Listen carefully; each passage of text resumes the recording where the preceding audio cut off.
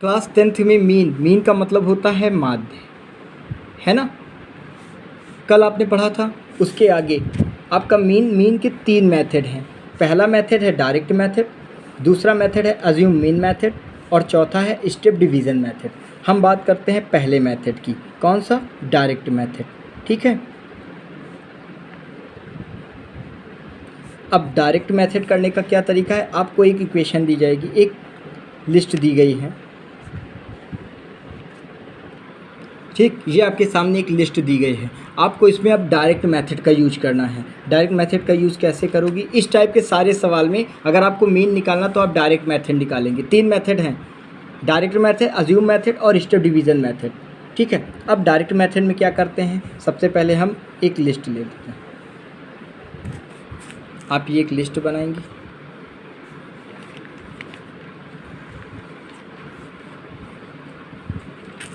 ठीक। ये आपकी क्लास है,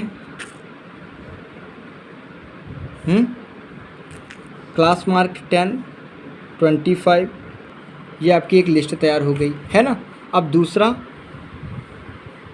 चाहो तो आप यहीं पर इसको सॉल्व कर लो, है ना। यह जो दूसरा दिया गया वो लिख लो पहले, भाई f की वैल्यू, इसको x मान लो, ये आपका x है, ये f क्या है, f 2 3 7 6 6 6, डन। अब आप इसको पहले सॉल्व करें। इसको सॉल्व करने का तरीका क्या है, तो आपको बेटा पता है, ये क्लास मार्क है। क्लास मार्क बराबर होता है अपर लिमिट प्लस अपर लिमिट प्लस लोअर लिमिट, है ना, अपान 2। मतलब यहाँ पर आप क्लास मार्क निकालेंगे। क्लास मार्क क्या है, इन दोनों नंबर को सम करेंगे, ठीक है, और अपान 2 कर देंगे।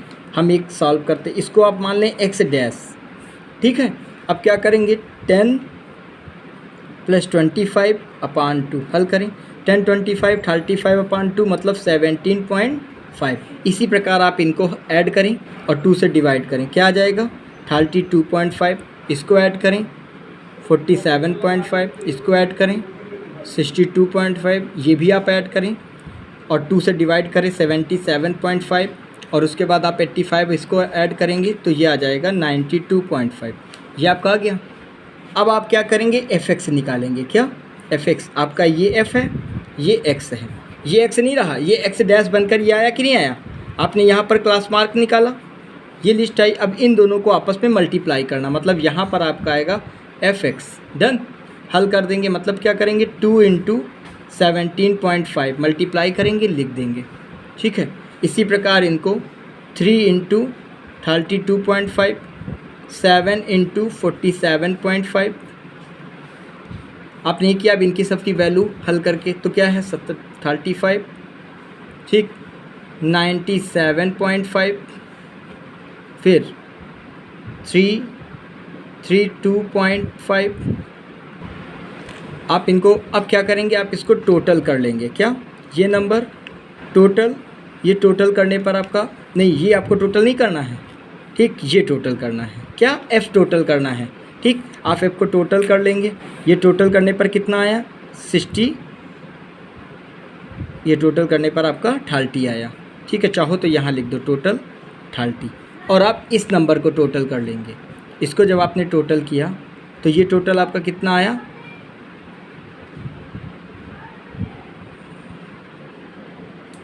डन। अब क्या करेंगे, अब आपका फार्मूला है मीन का फार्मूला क्या पढ़ा था, मीन x बार बराबर सिग्मा fi xi अपान fi। तो ये जो तुम्हारा सिग्मा था fi, इसकी जो वैल्यू आई थी ये आप यहाँ पर पुटअप करेंगे, 1860 अपान 30, ठीक है। x बार की वैल्यू आपकी क्या निकल कर आ गई, इसको आप डिवाइड करें, ठीक, 62, कितना, 62। तो ये जो मेथड का तरीका था ये स्टेप डिवीज़न मेथड है, ठीक है। कल आपने क्या लगाया था, कल आपने मीन के बारे में पढ़ा था। स्टैटिक्स में मीन मीडियन मॉड आपको पढ़ना था। मीन में आपने 9th स्टैंडर्ड में क्या पढ़ा था, sum of all number upon total number. आपके सामने एक एग्जांपल दिया गया था, आपने सॉल्व कर लिया था। फिर एक इस टाइप का क्वेश्चन था आपके सामने, आप क्या कर रहे थे, इन दोनों को आपस में मल्टीप्लाई कर रही थी और मल्टीप्लाई करने के बाद टोटल नंबर अपान ये कर देती थी। यहाँ पर देखने वाली बात है कि यहाँ पर ये अकेला नंबर है ना। लेकिन जैसे ही आप स्टेप डिवीज़न मेथड में आने लगते हैं तो आपके सामने ये देखो मेथड है ना, ये आ जाता है। ठीक है, आप इस टाइप के क्वेश्चन को सॉल्व करने के लिए क्या करते हैं, लिस्ट बनाते हैं, फिर इस नंबर को क्या करते हैं, ऐड कर देते हैं। कौन सा फार्मूला लगे, क्लास मार्क लगाकर upper limit plus lower limit upon 2 कर देते हैं। आपने किया, अपान 2 कर दिया, 17.5 आ गया। ठीक, ये सारे नंबर आपने निकाल लिए। फिर आप क्या करेंगे, वही सिंपल एफ़ और एक्स डैश जो ये आया है इनको आपस में क्या करेंगे, मल्टीप्लाई कर देंगे। जो वैल्यू आएगी वो पूरी वैल्यू लिखकर आप क्या कर देंगे, ऐड कर देंगे, टोटल वैल्यू निकल आई। अब आप वही पुराना फार्मूला अपना लगा देंगे, मीन का एक्स बार बराबर टोटल नंबर अपान भाई सम ऑफ ऑल नंबर अपान टोटल नंबर। वही है, ये आपका क्या है, सम ऑफ ऑल नंबर अपान टोटल नंबर।